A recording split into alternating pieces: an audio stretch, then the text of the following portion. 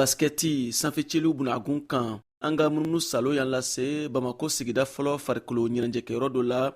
n'a tɔgɔ ye ko Ange terrain a bɛ Jelibugu la. basketi terrain 3 de labɛnnen do yen. a terrain 3 kan sifin musoman ani cɛman mɔgɔ 100 bɔɲɔgɔnko de bɛ degeli baaraw kɛ yen don o don wula fɛ ka don su daminɛ na. u bɛ tɔnna clubu ko don min tɔgɔ AS Commune 1. laɲini ye kelen de ye a sifinlaka kelen-kelenna fan fɛ ka ye Mali équipe nationale la walima ka basketi ta Mali kɔ kan clububaw la. ani Sidiki Kone masalala ale ka baara ɲɛsin bɛ AS Commune 1 kɔnɔna na sɛbɛnko ɲɛnɛbɔli ma. Coupe d'Afrique bin tɛmɛna ni sa ni Mali y'a ta ni kadenw la musomaninw na AS Commune 1 joueur kelen tun b'a la yɛrɛ tun bɛ yan Maïmuna Samura u tun bɛ Commune 1 na n'o tɛ o san ka dɔgɔ ko équipe nationale bɛ se ka ta kade kunda hali cɛmaninw ka kade la Karimu Magasoba bɛ yan tuma bɛɛ b'a sɔrɔ an ka joueur walima joueur dɔ bɛ taa Mali équipe nationale la walima joli b'a Real équipe bɔ yɛrɛ bɛ n'u nɔfɛ dɔw yɛrɛ bɔra ka taa Algérie ni Côte d'Ivoire la ka taa professionnel kɛ par exemple Ismaïla Kanouté ninnu kɔrɔ b'a jira ko aw ka baara ka ɲi an bɛ se k'a fɔ an ka baara ka ɲi Issa Diawara o taara Côte d'Ivoire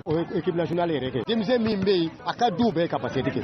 parce que a ɲɛ sɔrɔ ka nɔgɔ tan bɔlɔn kan basket ɲɛ sɔrɔ ka nɔgɔ ni ballontan ye o nin bɛɛ bɛ AS Commune 1 de kɔnɔna na nin bɛ AS Commune 1 kɔnɔ association sportive de la Commune 1 min créé la depuis 79-80 AS Biton créé la o san kelen Tata créé la o san kelen Debo Mopti créé la o san kelen basket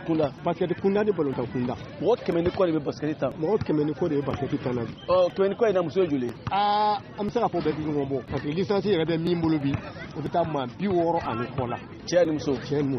ani clubu cɛla don ani ka taa se basketi yɛrɛ n'o ye Bamako Ligue cɛla fo ɲɛmɔgɔyaso de fédération yɛrɛ ani fédération cɛ foyi tɛ yen nisɔndiya kɔ ani district fana tɛ foyi tɛ nin nisɔndiya kɔ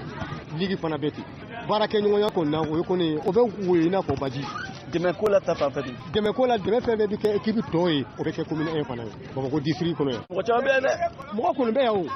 bi yɛrɛ o man ca parce que bien ntɛnɛn école caman bɛ taa école la wula fɛ nka araba ni alamisa ka taa se samedi ma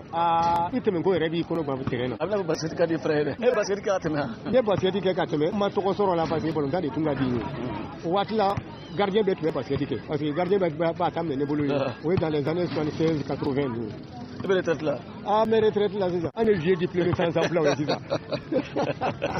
ala kɛlen bɛ ka jɔyɔrɔnin dɔ fana kalifa an na n'o ye furakɛliko ye parce que ne ye Bamako Ligue kɛ san 10 ani kɔ ne de ye dɔgɔtɔrɔkuntigi ni den min fana banana yan n'i ma dɛsɛ a tɛ taa dɔgɔtɔrɔso la donc ne de b'u furakɛ u ka papier ko fana licence ko n'a fɛn fɛn ka ne de b'a bɛɛ ɲɛnabɔ gɛlɛyaba kelen Sidiki Kone b'a fɛ o ka wuli ka bɔ AS Commune 1 kan ballonko gɛlɛya bɛ a ka degedenw na VOA Bambara tɔgɔ la Bamakɔ Siyaka Traoré ka laseli don